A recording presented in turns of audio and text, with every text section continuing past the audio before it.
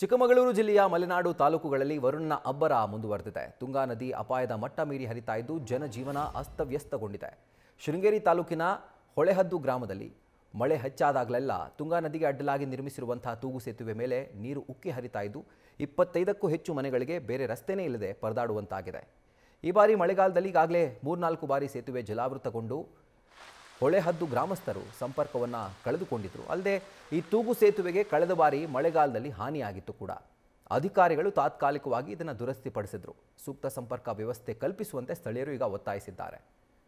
ಚಿಕ್ಕಮಗಳೂರು ಜಿಲ್ಲೆಯ ಮಲೆನಾಡು ತಾಲೂಕುಗಳಲ್ಲಿ ವರುಣನ ಅಬ್ಬರ ಮುಂದುವರೆದಿದೆ. ತುಂಗಾ ನದಿ ಅಪಾಯದ ಮಟ್ಟ ಮೀರಿ ಹರಿತಾ ಇದ್ದು ಜನಜೀವನ ಅಸ್ತವ್ಯಸ್ತಗೊಂಡಿದೆ.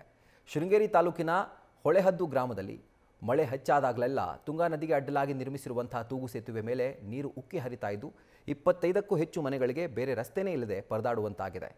ಈ ಬಾರಿ ಮಳೆಗಾಲದಲ್ಲಿ ಈಗಾಗಲೇ 3-4 ಬಾರಿ ಸೇತುವೆ ಜಲಾವೃತಗೊಂಡು ಹೊಳೆಹದ್ದು ಗ್ರಾಮಸ್ಥರು ಸಂಪರ್ಕವನ್ನು ಕಳೆದುಕೊಂಡಿದ್ರು. ಅಲ್ಲದೆ ಈ ತೂಗು ಸೇತುವೆಗೆ ಕಳೆದ ಬಾರಿ ಮಳೆಗಾಲದಲ್ಲಿ ಹಾನಿಯಾಗಿತ್ತು ಕೂಡ. ಅಧಿಕಾರಿಗಳು ತಾತ್ಕಾಲಿಕವಾಗಿ ಇದನ್ನು ದುರಸ್ತಿಪಡಿಸಿದ್ರು. ಸೂಕ್ತ ಸಂಪರ್ಕ ವ್ಯವಸ್ಥೆ ಕಲ್ಪಿಸುವಂತೆ ಸ್ಥಳೀಯರು ಈಗ ಒತ್ತಾಯಿಸಿದ್ದಾರೆ. ನ್ಯೂಸ್ ಫಸ್ಟ್ ನಿರ್ಭೀತಿಯಿಂದ ನಿಮ್ಮ ಪರವಾಗಿ.